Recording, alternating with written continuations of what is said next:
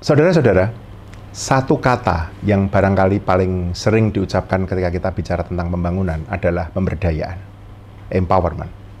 Tetapi di belakang kata pemberdayaan ini ada banyak aspek yang sebenarnya pantas untuk digali, ditelisik, ditelusur lebih jauh. Lalu berikutnya, kata pendampingan, penguatan, pemberdayaan yang sering diucapkan dalam satu tarikan napas. Ini biasanya terkait erat dengan subjek, pihak-pihak yang membutuhkan pendampingan, yang membutuhkan pemberdayaan. Dan selain subjek tersebut, juga ada lokus, ada lokalitas, di mana pemberdayaan, pendampingan itu terjadi. Dan di dalam konteks kita di Indonesia, seringkali lokus itu adalah wilayah-wilayah yang selama ini tidak banyak mendapatkan perhatian dari kacamata pembangunan. Nah, satu hal yang ingin kita ulas, kita bahas dalam Nalar Talks kali ini adalah bagaimana pemberdayaan dilakukan di dalam lokus rural, perdesaan, tetapi lebih spesifik pada komunitas-komunitas yang hidup di dalam wilayah tersebut. Barangkali hari-hari ini kita sering mendengar seruan misalnya kemarin Indonesia gelap. Dalam renungan saya, barangkali yang gelap adalah kebijakannya. Tetapi saya yakin bahwa di komunitas-komunitas di tingkat-tingkat basis masih banyak harapan, masih banyak yang cerah, masih banyak yang terang. Karena itu dalam Nalar Talks kali ini kita akan berbincang-bincang dengan seorang aktivis, seorang fasilitator, juga seorang inisiator pendidikan alternatif sekolah Pagesangan. Beliau adalah Mbak Diah Widuretno. Selamat siang, Mbak Diah. Selamat siang, Mas Yano. Saya akan ditemani oleh Joko Susilo. Joko Susilo ini Knowledge Manager di Nalar Institute. Jadi kita siang ini akan ngobrol, berbincang-bincang dengan Mbak Diah. Tapi sebelum kita bicara mengenai pemberdayaan, pendampingan, komunitas ya Mbak ya, perdesaan, di mana Mbak Diah menjalankan aktivitas selama ini, barangkali bisa cerita dulu Mbak, yang dikerjakan Mbak Diah sekarang ini apa sebenarnya, sekaligus perkenalan. Oke, ya terima kasih sebelumnya Mas Yanuar sudah diajak ngobrol di sini, perkenalkan dari saya. Saya Diah Widuretno. Kalau sekarang aktivitas saya lebih banyak pertama menemani kawan-kawan muda. Menemani kawan-kawan muda? Iya, menemani kawan-kawan muda. Jadi gerakan kami itu dipayungi di sekolah Pagesangan gitu.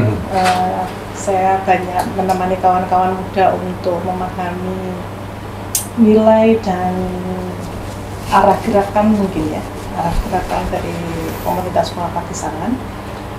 Nantinya mereka yang akan menjalankan proses-proses sekolah Pagesangan ke depan dan gerakan pemberdayaan di pedesaan. Saya menemani sekarang itu kalau yang berusia di atas 20 tahun itu ada sekitar 15 secara intens gitu. Kami sama-sama bergerak sebagai relawan gitu dan dengan payung sekolah Pagesangan. Gitu. Ada berapa orang Mbak? Kalau yang, jadi kami regenerasi ini adalah proses yang dijalankan di sekolah Pagesangan sudah lama sebenarnya. Jadi kalau yang berusia 20 ke atas tuh relawan mudanya itu ada sekitar 15, nggak semuanya dari Gunung Kidul. Oh ini di Gunung Kidul Mbak ya, sekolah Pagesangan ya? Nggak semuanya dari Gunung Kidul, ada juga yang dari Batak, ada juga yang dari Tanah Karo, yang belum kita. Kemudian ada juga yang dari Jakarta, beberapa dari Jakarta, dari Bandung juga. Tapi kami bisa melakukan gerakan yang cukup intens. Cukup intens. Mbak, sekolah Pagesangan ini dimulai kapan tuh Mbak? Dan ini ceritanya gimana awalnya biar teman-teman tahu? Ini ceritanya gimana? 2008 sebenarnya. 2008. Mulainya 2008. Kemudian berproses secara mandiri ya kami. Jadi kami banyak bergerak di pedesaan di Gunung Kidul sebenarnya. Sekolah Pagesangan itu aktivitasnya banyak dilakukan di sana, meskipun sebagian aktivitas juga dilakukan di Jogja juga. Gitu. Tapi basisnya di DIY. Itu memang sekolah ya Mbak ya? Formal bukan atau sekolah formal, bukan sekolah. biar teman-teman tahu ini maksudnya namanya kan sekolah pagesangan. Diberi nama sekolah itu karena apa? Tapi itu bukan sekolah formal. Jadi sebenarnya memang sengaja dibuat sekolah itu memberikan identitas bahwa proses yang kami lakukan itu juga merupakan proses pembelajaran gitu. Jadi ini adalah sekolah model lain. Sekolah model lain. Ya, sekolah model lain yang diinisiasi oleh orang-orang biasa. Gitu. Kami orang-orang biasa berhak membuat kurikulum.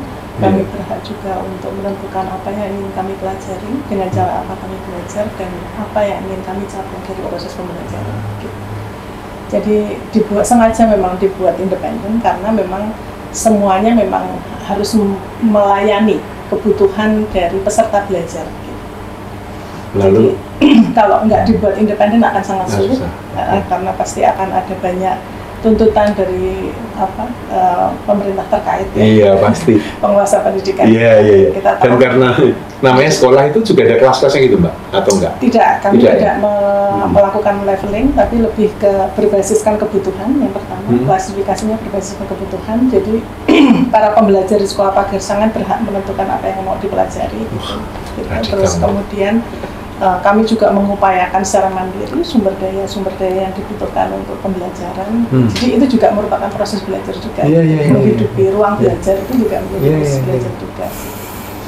Dan pengelompokan mungkin berdasarkan minat, umur, ya, umur aja. Umur pun digratifikasi, dibuat level dasar gitu, ada menengah.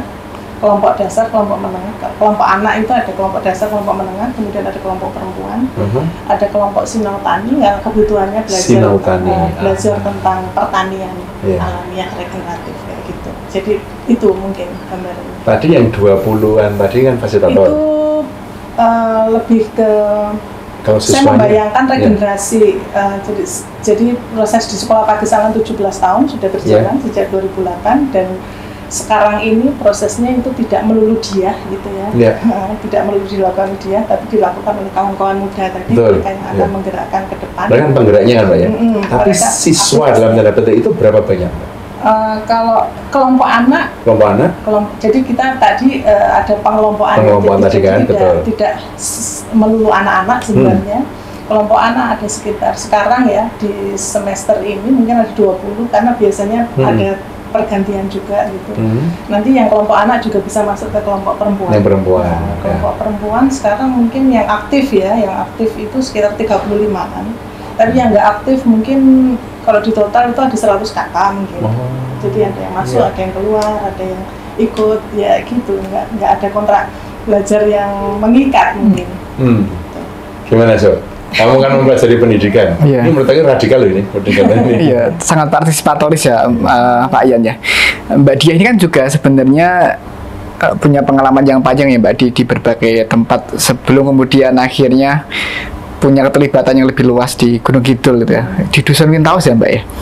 Iya, di Panggang. Nah, apa yang kemudian melatar belakangi kalau kita lihat Pak Ian, Mbak Dian kan juga salah satu keberpihakannya itu kan ke anak-anak desa dan juga perempuan. Sebenarnya sejarah apa atau orientasi apa yang kemudian akhirnya Mbak Dian nyemplung ke situ gitu, Mbak, dan punya komitmen yang besar terhadap ya dua subjek itu dan dalam ruang lingkup desa gitu. Kalau anak-anak sebenarnya mungkin itu perjalanan nasib ya. Iya. Nasib begini, Pak. Jadi saya dulu itu mengorganisir anak itu sebenarnya mulai saya masih sangat muda ya. Usia 18 tahun atau 19 tahun gitu. Jadi saya dulu terdampar di Bogor itu karena keluarga saya sederhana, jadi kiriman itu nggak selalu banyak, nggak selalu cukup gitu. Saya bekerja sambil kuliah itu mengajar. Nah, suatu ketika itu masih di usia sangat muda ya, 19 tahun itu saya menemui teman-teman pengojek payung di sana itu banyak sekali pengojek payung masuk. Pengojek payung, terus seringkali saya juga menjadi pelanggan gorengan, jajanan gitu. Nah, mereka menemui kesulitan untuk menghitung berapa kembalian, berapa yang harus dibayarkan kayak gitu. Terus saya akhirnya karena sering intensitas ketemunya gitu, terus kita punya kesepakatan untuk belajar bersama gitu. Nggak tahu, pokoknya saya ngerasa kamu harusnya menghitung dengan benar di usiamu yang sekarang gitu. Kenapa kok kamu akhirnya terlibat? Oh ternyata dia udah nggak punya akses ke pendidikan apapun gitu. Nah terus akhirnya kita punya kesepakatan setiap hari apa gitu, saya agak lupa. Berapa kali dalam seminggu saya ngajarin mereka, beberapa dari mereka. Nah terus ternyata itu berkembang tanpa sengaja gitu, tumbuh organik aja. Itu lebih dari 40 orang bergabung di kelompok belajar itu. Gitu. Dan itu berlangsung cukup lama. Sampai saya akhirnya merekrut teman-teman mahasiswa lain untuk mengajari mereka berhitung dan membaca. Gitu. Mereka anak-anak miskin kota yang sudah terputus dari model pendidikan formal. Gitu. Ya, terus akhirnya itu ternyata menjadi pengalaman pertama saya mengorganisir massa gitu, dan masanya anak-anak gitu. Nah dari situ saya sebenarnya belajar. Oh ternyata ini ya, dan saya mulai mengenal ini lokasi tinggal kami itu 500 meter dari IPB loh. Gitu. Dan di Bogor itu ya? Iya, saya kuliah di IPB satunya. Saya merasa kok saya ini ya, saya bilang ini beruntung atau bentuk ketidakadilan ya. Saya merasa ya mungkin saya salah satu yang beruntung ya bisa menikmati pengetahuan di sini gitu, dan anak-anak ini itu yang nggak beruntung gitu. Kenapa kok nggak semua warga negara kita punya hal yang sama, punya hak yang sama untuk menikmati pendidikan yang seperti yang saya bisa akses gitu.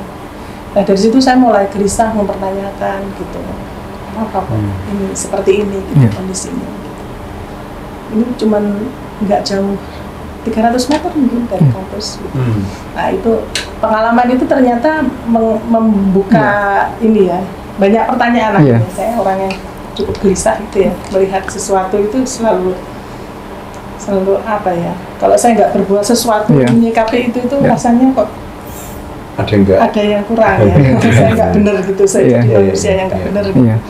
Nah makanya proses itu membekas. Itu pengalaman pertama saya. Nah, terus saya selanjutnya di Bogor itu saya terlibat di proses yang sama ketika saya melakukan kerja-kerja.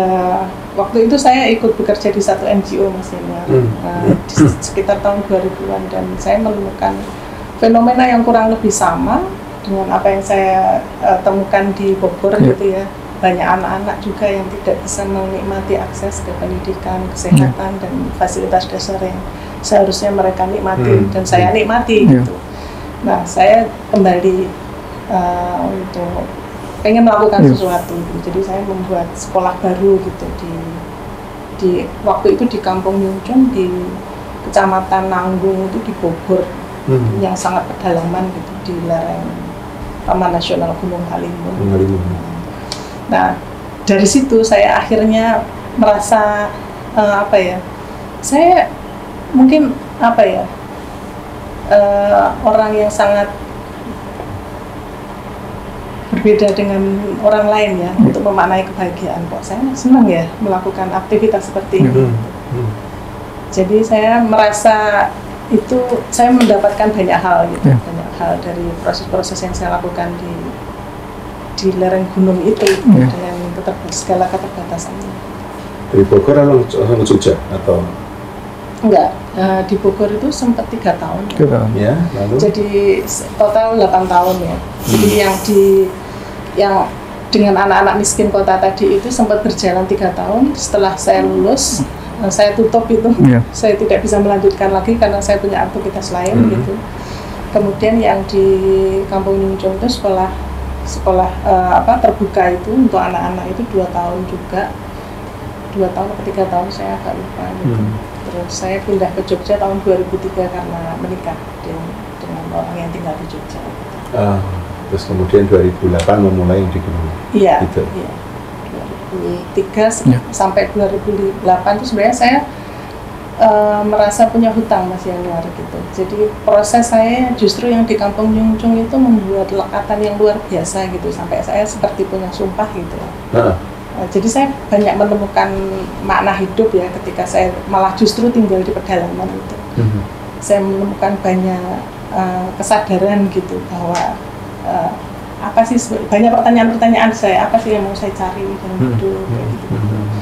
Terus bagaimana saya harus menjalani hidup, bagaimana kebahagiaan itu dimaknai, gitu-gitu loh. Dalam pengertian ya, di usia yang sangat muda gitu. Maksudnya terus akhirnya saya justru menemukan kebahagiaan dari hal-hal kecil yang menurut orang mungkin absurd gitu, ya untuk dilakukan gitu. Absurd sekali gitu.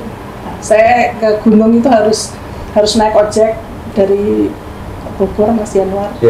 Jadi harus naik ojeknya itu udah 2 jam itu di atas motor. Terus masih harus naik gunung dengan membawa rangsel gitu. Itu jalannya itu lebih dari sejam dengan kondisi menanjak gitu. Jadi kalau udah di atas itu ya jangan turun lagi gitu, biar nggak capek bolak-balik. Jadi di sana lama biasanya 2 minggu kayak gitu. Nah tapi saya senang gitu. Kenapa kok saya merasa damai di sini gitu. Mungkin ini kehidupan yang saya cari ya gitu. Jauh dari keramaian gitu ya, mungkin ini. Jadi itu pertama kali mungkin saya merasakan ikatan dengan desa, merasakan ikatan dengan sumber daya, dengan sumber daya alam gitu, mengenal alam, mengenal dengan anak-anak gitu. Dan karena saya di sana itu merasa disayangi ya, diterima, dibutuhkan, itu mungkin juga yang oleh komunitas lokal saat itu ya Mbak ya. Jadi saya ke setiap orang yang saya datangi itu ngaku saya anak gitu. Teh Enok panggilan saya dulu di sana gitu. Jadi setiap saya akhirnya belajar bahasa Sunda juga di sana, bahasa lokalnya di sana. Terus akhirnya itu yang membuat ikatan, nggak hanya ikatan ini ya, nggak hanya ikatan kerja ya, akhirnya ikatan kerja antara saya dan anak-anak yang saya ajar gitu ya, tapi juga ikatan emosional. Gitu. Nah, itu Mbak Dia sama siapa? Sendirian? Sendirian. Wah. Jadi saya merasa saya menemukan kebahagiaan di situ, saya menemukan tujuan hidup. Mungkin tujuan hidup saya itu melayani orang-orang ini, gitu ya, Mbak. Merawat, melayani itu. Nah itu pertama kali saya umur 23 tahun Mas Januar. Menemukan tujuan hidup. Iya. Nah, udah ketemu belum, Cok? Nah, saya terus akhirnya gitu. Saya ngerasa bersumpah gitu. Suatu pagi gitu saya duduk di depan sawah sama dekat dengan hutan gitu. Saya berhutang dengan orang-orang ini. Hutang kesadaran. Hutang kesadaran. Hutang kesadaran. Kesadaran saya sebagai manusia dan bagaimana harus menjalani hidup sebagai manusia. Seperti memanusiakan manusia lah Mbak ya. Memanusiakan saya sebagai manusia. Ya. Apa sebenarnya yang perlu saya lakukan untuk menjadi manusia gitu. Nah, saya mendapat jawaban itu dari pergaulan dengan orang-orang desa itu. Nah, makanya ini kayaknya sesuatu yang harus saya jalani gitu. Nah, saya bersumpah dimanapun saya akan berada. Saya tahu saya tidak akan lama di sini gitu, karena waktu itu saya sudah berkomitmen dengan suami saya gitu untuk pindah ke Jogja gitu. Dimanapun saya berada, saya akan membayar hutang saya dengan melakukan hal yang sama dengan apa yang sudah saya rintis.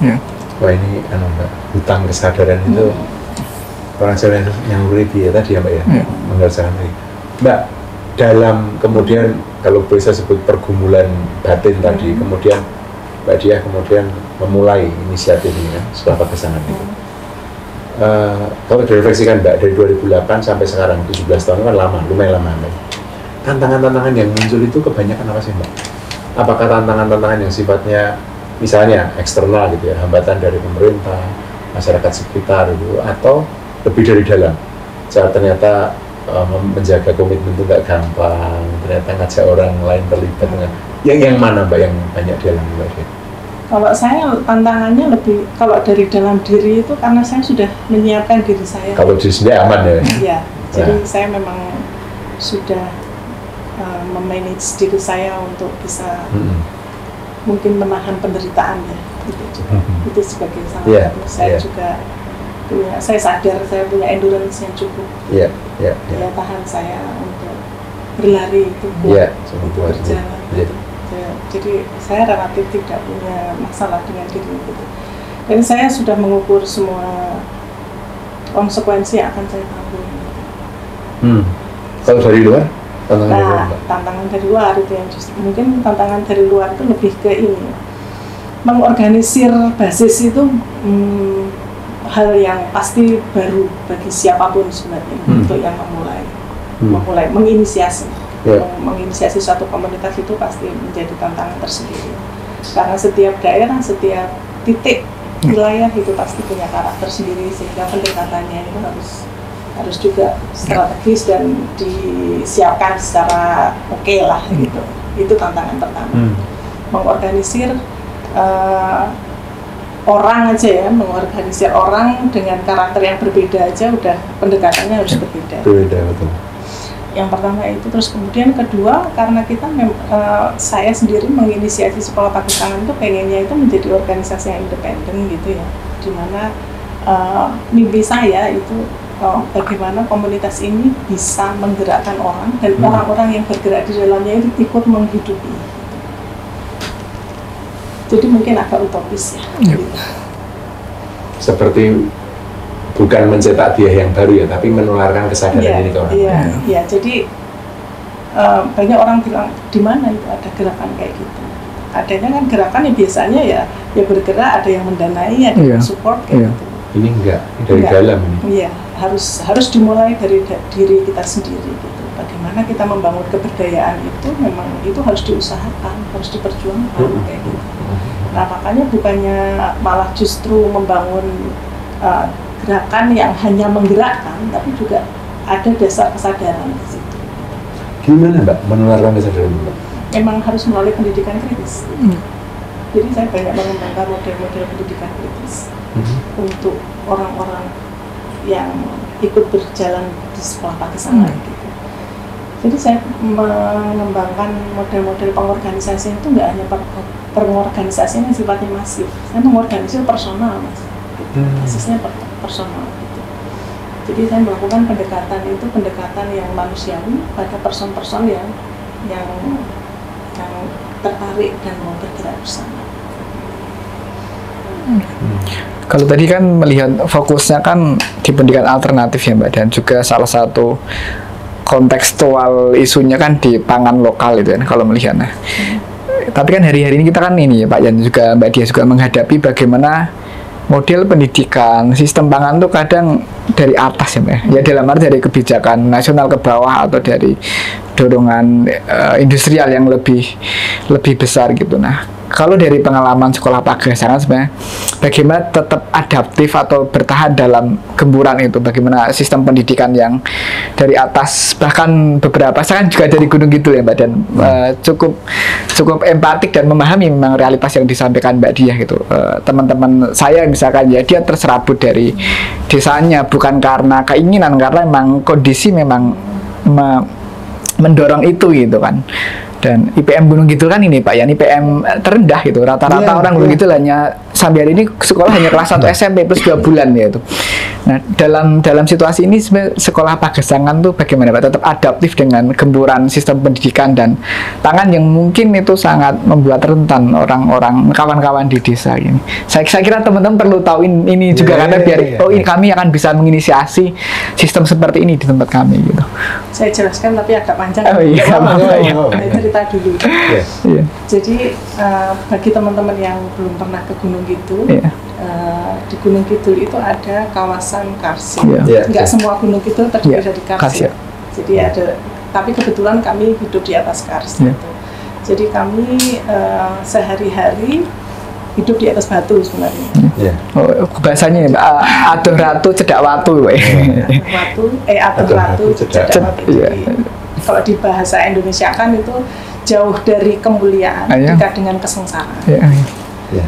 Batu itu ininya simbol kesengsaraan. Nah, karst itu kan sebenarnya batuan gamping yang punya pori-pori ya. Pori-porinya itu yang membuat setiap air yang jatuh, baik air yang mengalir di atas tanah ataupun air yang jatuh di atas tanah itu tidak bisa diserap. Ya. Sehingga dia selalu lolos terus gitu sampai berapa kilometer, dan di bawah batu itu ternyata ada sungai yang mengalir deras sekali Ya. gitu, di dalam Iya. gua-gua kayak gitu. Ya. Jadi apapun yang jatuh di atas batu, air terutama itu akan lolos. Nah, sehingga tidak mungkin dilakukan model-model sumur Ya. apapun gitu, maupun seperti waduk irigasi gitu, Ya. irigasi yang seperti kalau di Jogja itu di Bantul ya mungkin ya, di Bantul Sleman itu kan banyak selokan-selokan. Iya, selokan Mataram ya. Di Kars itu nggak mungkin. Di Gunung Kidul tidak ada, Mbak ya. Tidak ada, tidak mungkin dilakukan Iya. itu gitu. Nah, tapi ada satu pengetahuan lokal Iya. ya, yang itu juga menjadi pilar Iya, iya. di sekolah pagesangan. Iya. Pengetahuan lokal itu salah satu pilar dalam proses pembelajaran kami gitu. Pengetahuan yang dikembangkan adalah bagaimana mengadaptasi kondisi Kars itu supaya menjadi satu sumber daya yang bisa dipakai untuk survival di Ya. Di, survival, Iya. maksudnya supaya Lokal. masyarakat setempat itu masih bisa hidup Iya. gitu. Jadi mereka itu melakukan proses observasi, Iya. ya, turun temurun. Kalau kita bahasa Jawanya pakai niteni. Ya. Niteni ya. Niteni, Ilmu ya. titan ya, Mbak ya. Niteni kan sebenarnya proses observasi dan pengamatan secara terus-menerus. Iya. Nah, di niteni yang pertama adalah bahwa ada musim hujan. Iya. Gitu. Nah, musim hujan itu berlangsung antara Oktober sampai Maret lah ya. Nah, itu hujan terus-menerus. Curah hujan di Gunung Kidul itu sama dengan di Sleman sebenarnya. Tinggi juga ya? Iya, sama sebenarnya. Jadi kalau di Sleman hujan, di Gunung Kidul itu juga sama derasnya, Iya. debit airnya sama. Iya. Gitu. Nah, itu membuat mereka niteni kalau ternyata air yang turun dari langit itu bisa dimanfaatkan untuk sumber daya air Iya. yang untuk mengairi tanah Iya. yang tidak bisa menyerap air itu. Iya. Gitu. Jadi niteni yang pertama, akhirnya mereka hanya melakukan proses penanaman, proses budidaya tani, produksi pangan itu hanya di musim hujan dengan memanfaatkan air hujan. Iya. Itu adalah Iya. pengetahuan pertama. Pertama. Yang kedua, misalnya adalah bahwa mereka sadar kalau Kars ini tidak bisa menjamin kehidupan mereka sepanjang tahun, sehingga mereka tidak mungkin bisa menanam sepanjang tahun. Iya. Menanam sepanjang tahun itu nggak mungkin gitu. Nah, akhirnya yang dilakukan adalah menanam secara beragam. Nah, untuk bisa survival itu nggak mungkin kan, kita hanya butuh nasi atau makanan pokok saja. Iya. Gitu. Jadi ditanamnya beragam. Mereka mengembangkan polikultur. Polikultur. Ya, polikultur itu kayak semacam Iya. menanam dengan beragam. Jadi kebijaksanaan mereka mengajarkan bahwa apa yang mereka konsumsi itu seharusnya itu yang ditanam. Jadi Iya. filosofinya apa yang ditanam itu yang dimakan, Iya. apa yang dimakan Dimakan, itu yang ditanam. ditanam. Iya. Gitu. Jadi seberagam itu jenis tanaman yang ditanam. Kalau dia butuh sayuran, ya dia akan menanam sayuran Iya. banyak. Iya. Di samping ada singkong, ada padi, ada jewawut, Iya. jadi ada beragam Iya. sekali. Saya pernah menghitung itu rata-rata ladang di setiap keluarga itu minimal itu 10 jenis itu minimal. Bahkan bisa sampai 30-50 jenis tanaman yang ditanam di pagarnya, di lenahannya, di gunung-gunung menduknya itu, itu gunung batu. Nah, itu yang kedua. Jadi selain niteni yang pertama itu sumber airnya, niteni yang kedua itu dari proses penanamannya itu secara polikultur. Niteni yang ketiga adalah mereka niteni juga bahwa benih-benih heirloom, benih-benih lokal, benih-benih yang bisa melakukan polinasi terbuka, itulah yang seharusnya ditanam. Dia juga menjaga benihnya juga, Mbak. Menjaga benihnya supaya itu bisa diproduksi dari tahun ke tahun. Gitu. Jadi kehilangan benih itu merupakan kehilangan yang besar sekali bagi mereka. Kehilangan kehidupan ya, kehilangan benih. Ya, hilangnya benih, hilangnya kehidupan. Jadi benih heirloom itu menjadi satu yang berharga. Jadi kacang yang ditanam sekarang itu adalah warisan dari mungkin 4-5 generasi sebelumnya, kayak gitu. Jadi wajib dijaga juga. Terus Kemudian mereka juga melakukan adaptasi terhadap kars itu terkait dengan kondisi kontur lahannya itu. Kontur lahannya kan bergunung-gunung Mas Yan gitu. Jadi mereka membuat kayak semacam terasiring, membuat galengan tahu ya? Galengan itu ya kayak pembatas batu yang untuk menahan supaya tanah itu tidak ke bawah, turun ke bawah, tidak erosi, air juga tidak erosi kayak gitu. Sehingga kalau erosi itu menghilangkan sumber daya nutrisi yang ada di dalam tanah kayak gitu. Nah itu dari sisi produksi itu ada banyak sekali proses niteni yang membuat mereka kembangkan gitu. Nah terus selanjutnya karena sadar bahwa mereka tidak bisa menanam sepanjang tahun, maka mereka juga harus melakukan proses penyimpanan gitu. Jadi mereka sudah mengatur nanam tanaman itu tuh harusnya yang beragam supaya saya kalau nggak panen, misalnya nggak panen padi, saya masih bisa makan jagung, saya masih bisa singkong atau masih bisa makan jawawut, sorghum dan sebagainya kayak gitu. Itu yang pertama, jadi menanamnya beragam. Terus kedua, usianya kan beda-beda ya, panennya juga macam-macam gitu. Nah, bisa melakukan pergiliran pangan kalau seandainya yang satu sudah habis, satu yang lain masih bisa dipakan. Jadi mereka ada manajemen pangan dan itu sudah direncanakan sebelum dia nanam gitu. Nah, terus yang selanjutnya adalah pasca panen itu juga diatur sedemikian rapi di dalam lumbung yang dinamai pesucen. Ya, bahkan tempat suci gitu. Bahkan mereka menamai sendiri, menamai pangan mereka itu sakre, sesuatu yang suci. Tangan lah ya. Satu cuci. Menyebut pangan itu adalah hidup gitu. Karena kalau nggak ada pangan berarti nggak ada kehidupan. Makanya untuk generasi ibu-ibu saya gitu, generasi yang lahir sebelum 60-an gitu, umumnya pesucen itu penuh sekali dengan makanan dan beragam sekali. Ada jagung, jawawut, sorghum, gaplek. Berasnya itu masih dalam bentuk untayan-untayan gabah gitu ya, gabah yang ini kayak gitu. Nah, itu yang menjaga dan dengan keberagaman pangan yang ada di dalam pesucen itu dan diatur pola makannya, itu yang menjaga mereka tetap makan selama sepanjang tahun kayak gitu. Nah, dan bergizi ya Mbak ya? Bergizi, dan mereka tahu sendiri proses ini karena mereka yang menanam ya, mereka nggak menambahkan racun apapun di dalamnya gitu. Nah, dengan sistem seperti itu saya jadi belajar bahwa kebijaksanaan seperti ini tuh mahal gitu loh. Ini kan pengetahuan yang membuat mereka bisa survive, mereka bisa bertahan hidup. Bahkan kalau saya petakan itu kalau di dusun Wintaus itu lebih dari 10 generasi gitu. Artinya ini pengetahuan lokal sudah teruji loh, udah 10 generasi dan mereka bisa subsisten seperti itu gitu.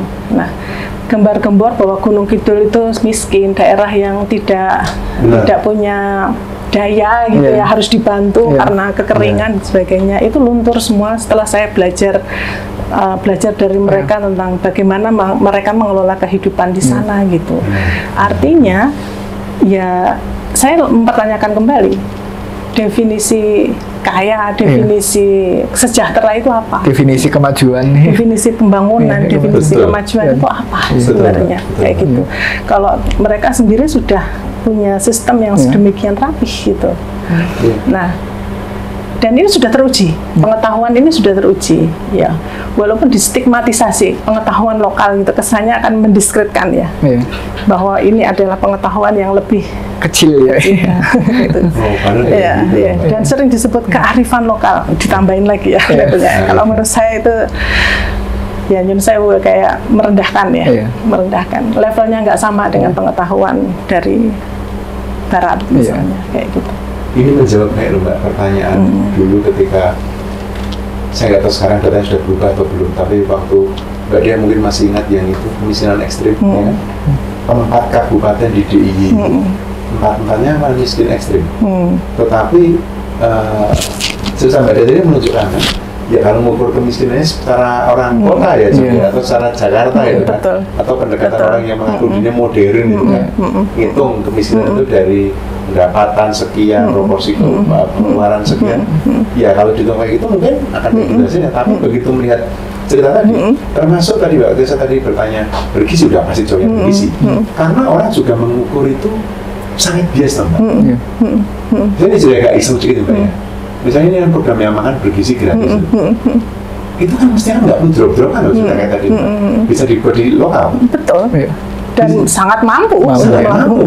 Dan malah seluruh anggarannya nggak perlu segede-gede. Enggak. Di Pakistan kan ada, Mbak, dibuat itu atau enggak? Udah makan setiap hari ya? Nggak perlu. Jadi intinya itu ini, Mas Januar. Kita tuh sering punya standar ganda untuk melihat situasi di daerah-daerah gitu ya. Standarnya gini, standarnya itu harus pakai perspektif modernitas gitu, perspektif ya mungkin sudah ada angka-angka yang sudah ditetapkan bahwa kalau nggak punya penghasilan segini gitu, kalau tidak makan makan beras itu kategori miskin, tidak bukan manusia dan sebagainya kayak gitu, tidak berdaya, tidak ini gitu. Padahal kalau secara kultural ya Mas Januar, di Gunung Kidul untuk generasi sebelum 80 ya, generasi yang sebelum lahir 80 itu, ketentraman itu tidak diukur dari banyaknya uang yang dipegang gitu, tapi banyaknya stok pangan yang dia miliki, sampai kapan dia bisa mempertahankan keluarganya itu kenyang. Itu ukuran ketentraman. Ketentraman bagi orang Gunung Kidul di era sebelum 80 ya. Jadi nggak ada istilah kaya ya, tapi tentram. Tentram kalau cukup punya cadangan pangan sampai untuk keluarganya. Paling tidak sampai panen tahun depan. Sampai panen. Jadi rata-rata setiap keluarga itu sudah punya mekanisme pertahanan diri sampai makan tahun depan, gitu. Jadi dihitung. Dan itu yang melakukan perempuan gitu. Jadi dia sudah menghafal, perempuan-perempuan di Wintaus itu sudah punya hitungan tersendiri gitu. Keluarga saya dengan panen segini itu cukup aman sampai berapa bulan ke berapa gitu. Saya harus mengupayakan pangan lain itu kapan kayak gitu. Kayak gitu. Nah, tadi pertanyaan Mas Faisal terkait dengan perempuan. Sorry, Mas Joko. Maaf. Mas Joko tentang kenapa perempuan gitu. Saya takjub dengan perempuan-perempuan Gunung Kidul, terutama perempuan Wintaus gitu, karena semua lini sistem produksi pangan itu dikerjakan oleh perempuan, Mas Yan. Iya, gitu. Jadi riset saya itu tentang perempuan di Wintaus itu menunjukkan bahwa kalau dalam sistem pangan itu kan ada sistem produksi, sistem produksi itu sistem budidaya, kemudian ada sistem distribusi, termasuk sistem penyimpanan, ada sistem konsumsi gitu. Nah, kalau khusus di Gunung Kidul itu pelakunya semuanya perempuan. Gitu. Semua? Hampir semua, ya. Jadi, kalaupun misalnya laki-laki di atas 60 tahun gitu. Awalnya takjub, kenapa kok seperti ini gitu. Kenapa kok seperti ini? Kok kayaknya ampuh banget gini perempuan gitu. Nah, ternyata laki-lakinya itu menjadi buruh gitu. Jadi pembangunan di Jogja itu butuh tenaga laki-laki. Nah, tidak ada yang mengerjakan. Mereka punya kultur agraris kan sebetulnya. Nah, tahun 1990-an itu mulai banyak pembangunan dilakukan di Jogja gitu. Jogja dan sekitarnya ya. Ngomongin Jogja itu ya Sleman, Bantul dan Kota Jogja. Kota Jogja juga. Nah, banyak tenaga laki-laki yang dibutuhkan untuk membangun jalan, untuk membangun kampus, membangun sarana-sarana fisik lainnya kayak gitu. Nah, semua laki-laki yang berusia di atas 25 ya mungkin ya mempunyai kesempatan yang lebih besar dibandingkan perempuan untuk bisa mengakses pekerjaan informal itu gitu. Nah, perempuan tidak banyak mendapatkan akses itu. Akhirnya ya yang ditinggalkan di desa itu yang perempuan gitu. Nah, mereka yang memproduksi pangan sampai menghadirkan di meja makan. Jadi mereka yang mulai mulai babat alas sampai nandur, sampai perawatan, panen, sampai menghadirkan di meja mengatur itu kecukupan pangan itu sampai menghadirkan di meja makan kayak gitu. Nah, sayangnya gitu, dia tidak dianggap produktif, Mas Yanwar. Karena kerja-kerja domestik dianggap sebagai bukan pekerja produktif. Jadi dia tidak layak mendapatkan upah untuk itu. Sehingga pekerja-pekerja di sektor pertanian yang memproduksi pangan sampai menghadirkan di setiap meja makan keluarga itu tidak dianggap sebagai pekerjaan produktif. Itu adalah kewajiban perempuan. Iya, gitu. Itu kewajiban perempuan, gitu. Itu memang tugasnya begitu. Jadi tidak diapresiasi. Dampaknya perempuan ya walaupun sudah bekerja keras mulai subuh sampai malam ya dia tidak mendapatkan misalnya cash atau sesuatu yang menurut dia itu harusnya dia dapatkan kayak gitu. Karena ada waktu tenaga yang dikontribusikan kan Mbak di situ. Jelas. Cuman yang saya ingin suarakan itu adalah ya mereka sebenarnya yang menopang pembangunan di Jogja gitu. Kalau nggak ada para perempuan ini gitu, laki-laki nggak akan bisa bekerja. Siapa yang kasih makan? Siapa yang mengurus keluarga? Gitu. Tapi dia tidak mendapatkan penghargaan yang cukup untuk itu. Gitu. Dan ini sebenarnya kontribusi kita semua kayak yang masih terjebak pada konstruksi sosial yang menganggap bahwa kerja-kerja domestik itu adalah kerja-kerja perempuan, kerja-kerja yang seharusnya dilakukan oleh perempuan, menjadi kewajiban perempuan gitu, sehingga dampaknya perempuan-perempuan ini ya tidak mendapatkan penghargaan yang cukup. Betul. Gitu. Dan ini Mbak yang di sekolah pagesangan sekarang Mbak Diah tularkan itu. Ya itu menjadi pesan saya pada dunia gitu untuk bahwa ini loh ada sisi lain dari pembangunan itu. Gitu. Ada resistensi nggak Mbak? Ada nggak orang yang ketika Mbak Diah menolakkan saran itu ada orang yang menolak, nggak mau atau ada nggak? Sebenarnya nggak ada penolakan karena ini realita gitu. Jadi ketika misalnya saya bercerita begini ya mereka menyadari memang itu yang terjadi gitu. Nggak ada penolakan sebenarnya. Tapi nggak tahu gimana memperbaikinya gitu. Tapi kan tadi menarik juga itu dari Mbak Diah, misalkan sebenarnya aktivitas harian mereka kan sebenarnya juga pengetahuan ya Mbak ya. Dan kerap kali ini kan dinegasikan dari pengetahuan mainstream dalam tanda petik kurikulum yang besar di kampus. Dalam konteks ini bagaimana kemudian Mbak Diah merangkum siklus hidup dan kebijaksanaan itu menjadi sebuah ekosistem pendidikan Mbak, kurikulumnya gitu.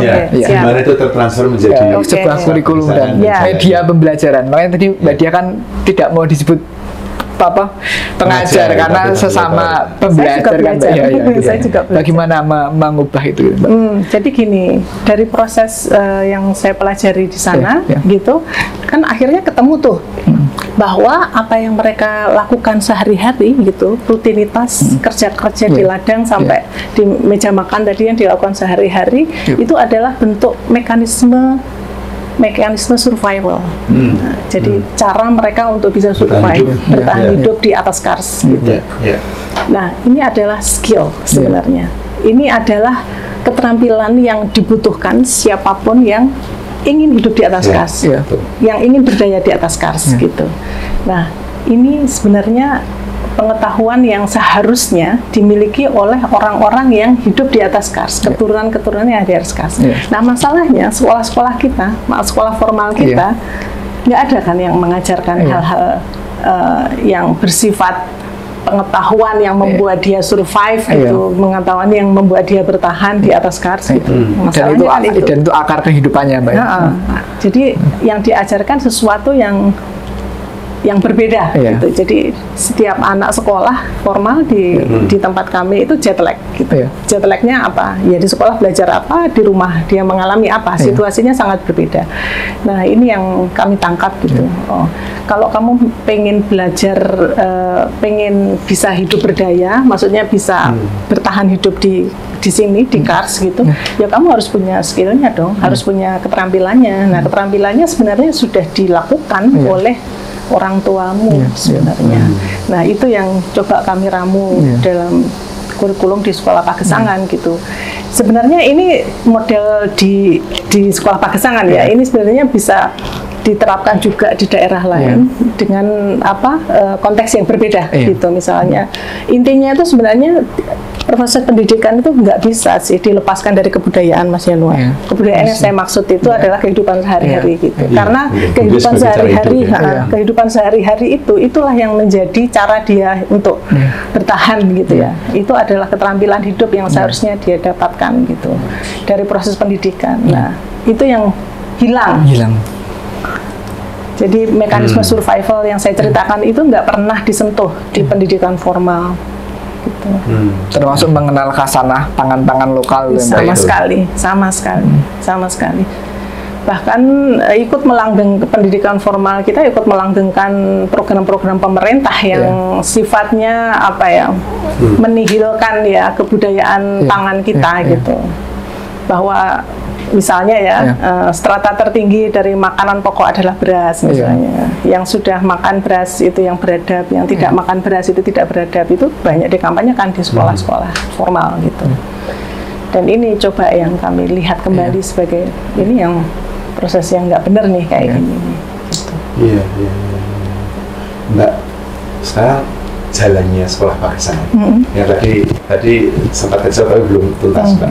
Yang tadi saya sebut tantangan yang dihadapi Mbak Dia, baik secara kelembagaan dengan teman-teman di lokasi sana, dengan dinas. Ini kan running sebuah institusi alternatif dan bagi saya nggak tahu bagi Joko, bagi saya sangat mendasar dan sangat, saya bilang radikal Mbak.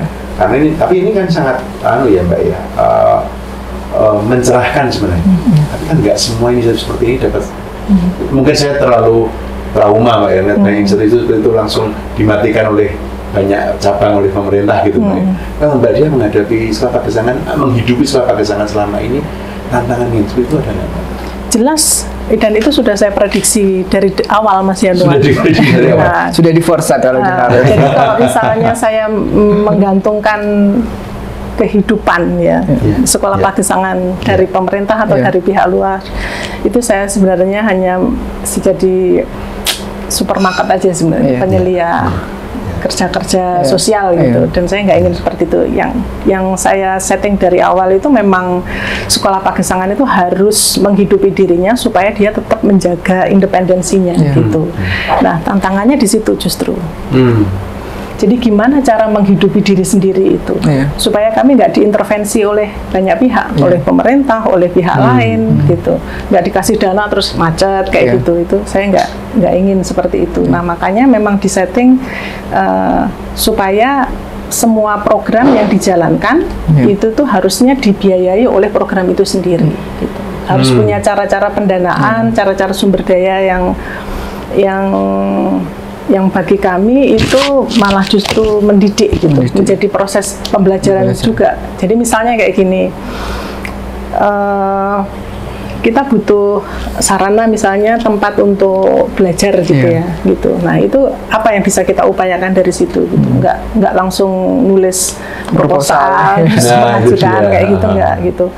Nah, kita saya menantang teman-teman apa yang bisa kita kreasikan gitu. Nah, akhirnya kita bikin kayak semacam cooking class, kelas memasak, kita jualan makanan, termasuk olahan-olahan produk, olahan produk. Kemudian kita yang paling banyak itu kita memberikan fasilitasi pendidikan sebenarnya, literasi pangan seperti itu. Kalau menurut saya itu jauh lebih bermartabat ya, daripada karena itu mengajarkan kita untuk mendapatkan sesuatu itu ya memang harus melalui perjuangan gitu yang pertama, melalui kerja yang bermartabat gitu. Dan kalau yang kami lihat juga fasilitasinya itu kan fasilnya juga perempuan dan warga lokal Pagesangan kan? Nah, sebagian juga dari teman-teman, tidak menegasikan bahwa kami juga bekerja sama dengan banyak teman-teman, didukung oleh banyak teman-teman. Solidaritas sosialnya luas lah Mbak ya. Betul. Dan kami juga mengidentifikasi modal sosial Mas Yanuar.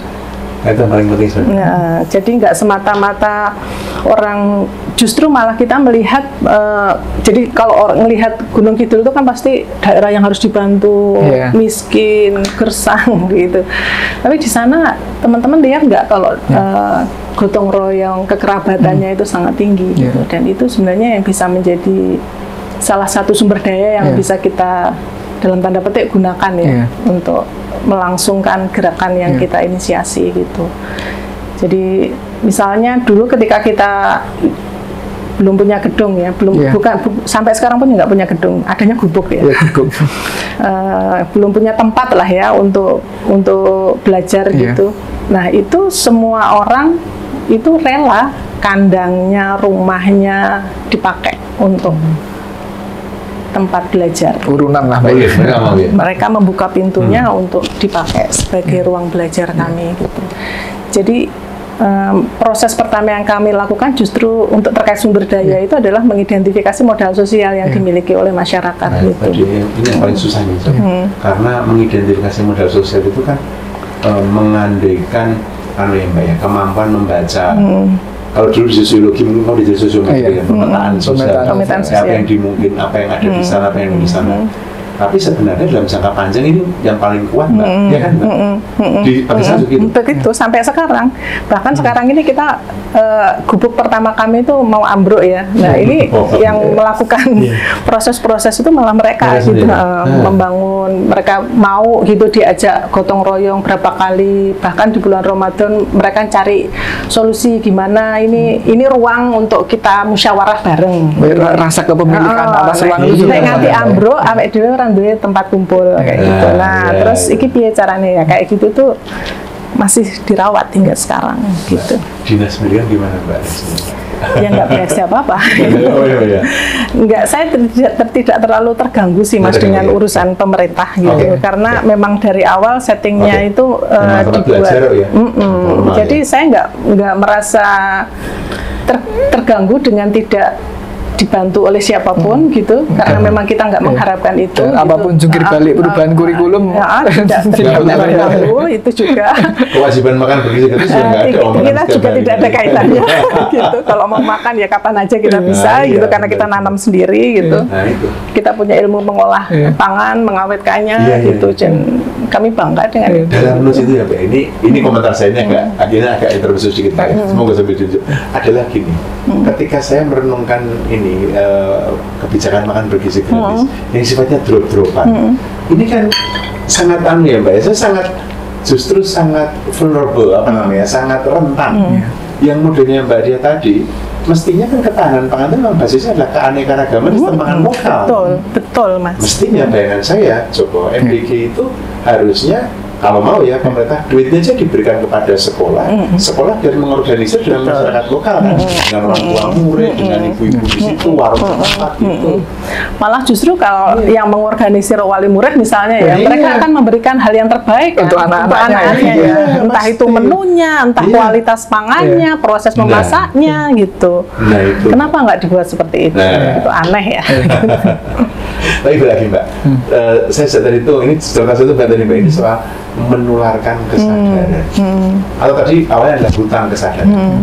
Karena menurut pengalaman saya sekali lagi, mungkin karena trauma di masa lalu, pengalaman saya itu susah banget Mbak menularkan kesadaran. Mengajak mikir bareng saja belum tentu itu kan.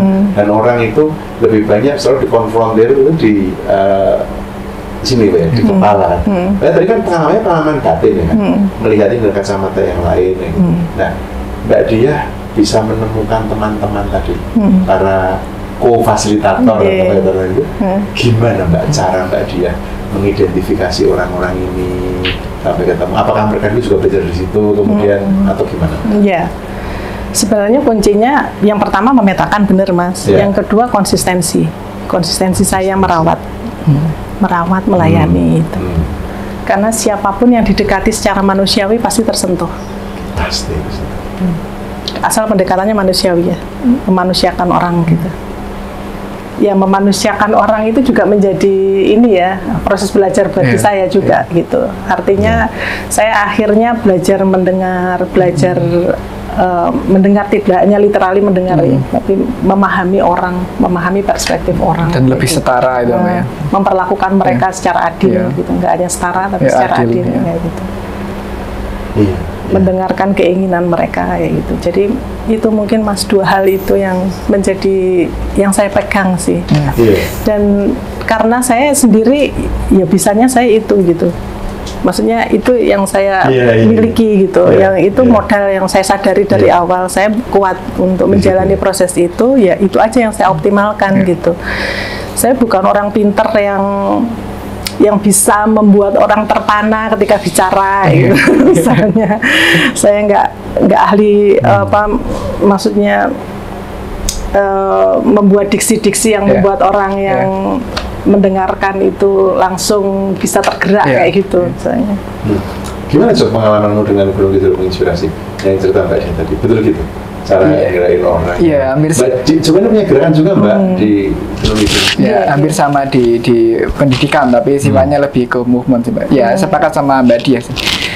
Pelibatan orang, memberikan ruang berkembang itu jadi menarik mereka untuk, ya saya dalam mendapetik bekerja terlibat di organisasi itu juga dapat kawan belajar, dapat kawan berdampak, dan ini kan sangat terbatas Pak Yan di Gunung Kidul karena akses. Jadi sebenarnya mereka tidak tahu bukan karena bodoh ya, karena bodoh kan relatif ya, tapi banyak khasanah pengetahuan lokal yang sebenarnya akan berdampak ketika mereka bertemu kan secara kolektif, dan tular pengetahuan, tular keterlibatan ini memang sangat penting, dan itu kekuatannya di Gunung Kidul ya, karena mungkin kondisi historis dan kondisi geografis membentuk itu. Nah kerapal ini yang tidak menjadi atensi itu, memberikan ruang untuk teman-teman terlibat tapi kontekstual ke daerahnya itu.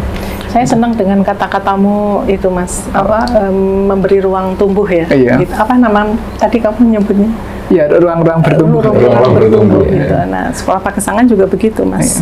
Saya tidak memaksa orang untuk mempelajari atau melakukan hal yang di kepala saya itu seharusnya dilakukan gitu. Saya memberikan ruang dia untuk merasa bahwa dia juga punya keinginan yang ingin diwujudkan gitu. Jadi saya ingin teman-teman muda yang ada di Sekolah Pagesangan itu menganggap Sekolah Pagesangan itu semacam rumah di mana di dalamnya itu banyak sekali ruang-ruang bertumbuh gitu untuk mereka. Mereka nggak dipaksa untuk melakukan sesuatu yang sama. Kamu harus belajar tentang pangan, harus belajar tentang ini, gini-gini, gitu enggak. Tapi lebih ke ya kita memfasilitasi apa yang mereka butuhkan gitu. Jadi dia merasa bahwa ini adalah rumah aman, gitu. Rumah aman bagi saya untuk bertumbuh, gitu. Oke. Nah Mbak, ini kalau sekarang saya ini berandai-andai, kalau misalnya Mbak Diah bisa, anggaplah bisa bicara pada pemerintah, mau merekomendasikan apa? Mau ngomong apa ke pemerintah Mbak dengan seluruh cerita ini Mbak? Dan pengalaman berharga tadi ya? Iya, karena menurut saya ini penting loh ini coba. Yang pertama mungkin terkait pendidikan Mas Yanuar, bahwa saya sekarang setelah proses saya di Nyungcung maupun proses di Gunung Kidul, terutama setelah 17 tahun, saya semakin percaya bahwa pendidikan itu nggak mungkin bisa dilepaskan dari kebudayaan. Kebudayaan itu dalam artian, ya kalau ngomongin definisi kebudayaan bisa 200 lebih ya gitu. Tapi kehidupan yang saya maksud adalah ada kehidupan sehari-hari gitu. Masalah yang kita hadapi sekarang terkait pendidikan itu karena link pendidikan formal ke kebudayaan itu terputus gitu. Tapi nyambungnya ke industri gitu. Jadi pendidikan bareng ke kebudayaan ke industri. Jadi pendidikan itu hanya untuk mencetak tenaga kerja murah untuk industri. gitu. Yeah. Nah, masalah pendidikan itu, selama kita masih memutus link itu, gitu, kita nggak akan bisa menciptakan manusia-manusia berdaya, gitu. Karena manusia berdaya itu butuh konteks, selalu begitu, butuh identitas, butuh akar, gitu. Dan itu hanya bisa diciptakan ketika dia terhubung dengan kebudayaan, gitu. Terhubung dengan ruang hidupnya. Terhubung dengan ruang hidupnya, dia mampu. Sesederhana misalnya kalau kamu nggak ngerti cara hidup di Gunung Kidul, kamu akan cenderung keluar, Mas, gitu. Kamu nggak ngerasa bahwa saya nggak berdaya di tempat kelahiran saya nggak paham dengan apa yang terjadi di desa saya, gitu. Kayak sajaknya Rendra itu, Songgok Jagung, dia merasa asing dengan kondisi lingkungannya karena dia sudah terasing dari proses sekolahnya mengasingkan dia dari itu yang pertama. Terus yang kedua, di setiap daerah itu pasti punya kondisi geografis yang sangat berbeda-beda, dan itu selalu menciptakan ruang adaptasi, Mas Yan. Ruang adaptasi itulah yang menghasilkan kebudayaan-kebudayaan tertentu. Terkait pangan juga begitu, gitu. Jadi ruang adaptasi itu menciptakan kebudayaan itu menghasilkan model-model pangan yang berbeda-beda di setiap daerah, gitu. Dan karena ini merupakan adaptasi, sehingga ini sebenarnya bisa menjadi potensi untuk menyelamatkan kita dari krisis. Gitu. Ketika krisis pangan terjadi, gitu, sebenarnya tinggal kembali menggali sebenarnya apa yang dimiliki di daerah tersebut, potensi daerah tersebut. Jadi saya nggak percaya food estate ataupun sistem pangan global yang sangat besar itu bisa menjawab krisis pangan yang terjadi, dan saya sangat percaya melihat apa yang terjadi di Gunung Kidul, saya percaya sepenuhnya, gitu, bahwa krisis pangan hanya bisa diselesaikan dengan sistem pangan lokal, gitu. Iya, betul. Itu. Dua pesan ini, Mbak, ya. Nah, mungkin itu. Terus yang ketiga mungkin Mas Yan, nah, pembangunan yang digembar-gemborkan tuh, ini kasuistiknya di Gunung Kidul gitu. Itu merubah wajah Gunung Kidul luar biasa, gitu.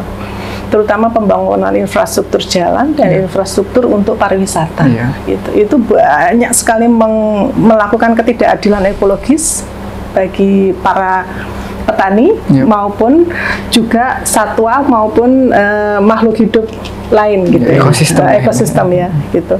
Kayak misalnya kasus-kasus yang terjadi di tempat kami itu karena JLS, jalur lintas selatan, dan masifnya sarana pariwisata yang dibangun di atas tanah-tanah pertanian maupun di atas tanah yang sebelumnya itu adalah kawasan hutan. Itu lindung UNESCO itu, Mbak, ya? Iya, itu terus akhirnya menghilangkan ruang hidup bagi Macaca fascicularis, monyet ekor panjang, MEP. Sekarang itu kami, Mas, bertarung dengan MEP. MEP itu monyet ekor panjang karena ruang hidupnya dihabisi, gitu. Dan itu menjadi masalah yang sangat serius bagi para petani dan bagi para masyarakat yang karena ya gimana, nggak ada solusinya MEP. Dan solusi-solusi yang dibawa oleh pemerintah itu kadang-kadang lucu ya, gitu. Misalnya mendatangkan pawang dari luar, aduh, gitu. Itu kan itu monyet lapar, nggak ada makanan, nggak ada ruang hidup. Kenapa kok solusinya itu pawang, gitu? Bukan memberikan ruang hidupnya, gitu. Itu harus itu yang ngatasi pemerintah, itu nggak mungkin petani dihadapkan selalu dengan itu monyet ekor panjang itu jumlahnya ribuan, Mas, itu kalau datang itu. Mereka kan memang hidupnya berkawan ya, selalu segerombolan. Nah, itu. Itu masalah ruang hidup itu menjadi hal yang sangat serius di tempat kami. Oke. Kalau untuk nalar, biasanya untuk teman-teman gimana? Kalau mungkin ada pesan untuk sahabat nalar, Mbak Dia, apa yang mau disampaikan tadi sangat menginspirasi. Ini teman-teman yang nonton nalar ini memang niche-nya nggak gede, tapi ini teman-teman yang memang mau serius. Ini ada pesan apa ya? Coba tadi minta itu. Oke, boleh. Saya ngerasa kadang-kadang saya sendiri frustasi ya, melihat hidup kita dan dunia yang sedang tidak baik-baik saja itu. Terus terang frustasi bener gitu.